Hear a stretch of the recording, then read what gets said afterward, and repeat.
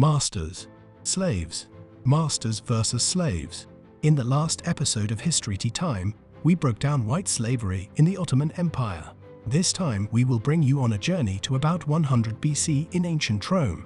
Are you ready? When we think of ancient Rome, we think of cutting-edge engineering, military victories, religious traditions, recreation, and its brutality. Did you know that Rome, one of the mightiest empires in the world, was built by slaves? In Seneca's letters to his friend Lucilius, they once had an argument about slaves in Rome. They are slaves. No, they are human beings. They are slaves. No, they are housemates. They are slaves. No, they are low-bond friends. They are slaves, treated by their masters as property. The slaves were nothing more than commodities for the Roman citizens who controlled their every move and step. In fact, for a population of 50 million inhabitants, 1 in 5 ancient Roman citizens were slaves. This was because Roman citizens had the birthright to own as many slaves as they wanted, sometimes up to hundreds. Can you imagine owning and managing so many people in your life? It was so common that Emperor Nero was once told by his advisor, that very same Seneca, that a proposal was once made in the Senate to distinguish slaves from free men by their dress. It was then discovered how dangerous it would be for our slaves to be able to count our numbers. There you see, was a general fear that the slaves would rebel if they started recognizing each other and realized there were so many against their Roman masters. In the past, there had already been a variety of slave rebellions. These were called servile wars. Gladiator Spartacus was the leader of the most famous rebellion. This rebellion saw 6,000 slaves captured, and their corpses were left hanging on crosses for months after being crucified. Addicted to the action? Click on the like button and subscribe to History Tea Time for more sips of fascinating history. Arguably, if they were so disposable, where did so many Roman slaves come from? Most slaves in the Roman Empire were from all over Europe and the Mediterranean, including Gaul, Hispania, North Africa, Syria, Germany, Britannia, the Balkans, Greece, etc. Slaves included sailors captured by pirates from outside the territory of Rome or prisoners of war.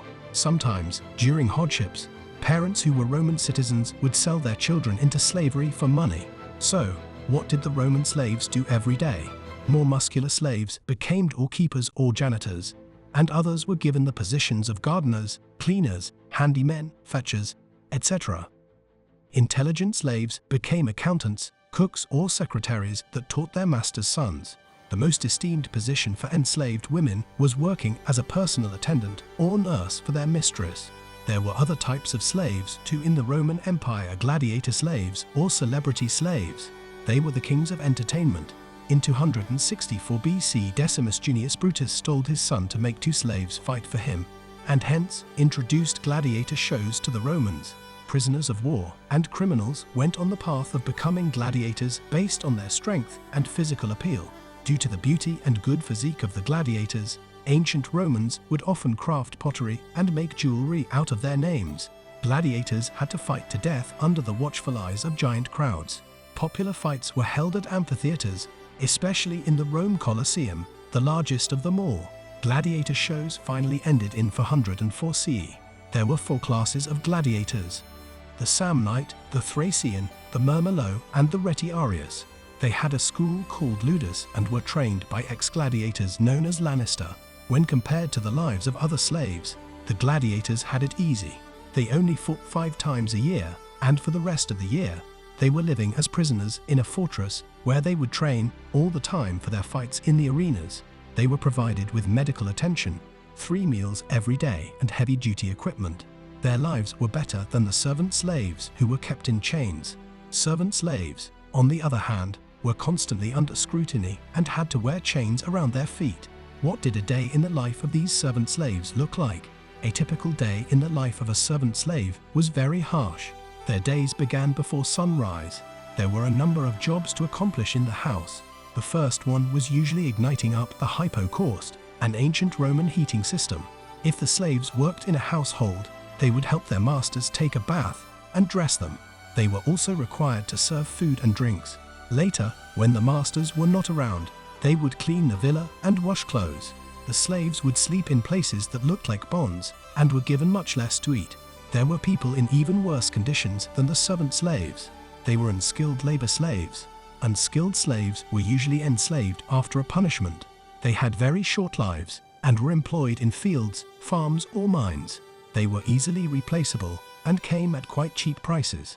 Their owners were typically abusive and worked them till they dropped dead, literally, and if they did not, the owners would beat them to death. Mine workers were often exposed to dangerous fumes and regularly killed in accidents. Farm workers were forced to perform digging and plowing. Slaves in groups of 5 were often chained together at all times, making it hard to work. And they had brands on their faces that mocked them as properties of their masters. Just like the gladiators, there was another group of slaves who were faring better off than others. They were educated and skilled slaves. They were the most expensive and sought-after slaves in the Roman Empire. These educated slaves often worked as accountants, secretaries, cooks, and other roles that required education. Because of their high prices, only the Roman elites made up of politicians and senators could own these slaves. These slaves had a lot of freedom. They could even earn money and own property. Now, was there a way out of slavery? It was possible but uncommon for a slave to buy or earn their freedom. Gladiator slaves could achieve freedom through extraordinary performances or long years of service. Certain slaves who had a good relationship with their masters could get freed. Sometimes, the masters freed the slaves on a random whim or of their free will. Which slave would you prefer to be if you had no choice? Like this video, click on the subscribe buttons, and don't forget to share this with your friends. Thanks for watching.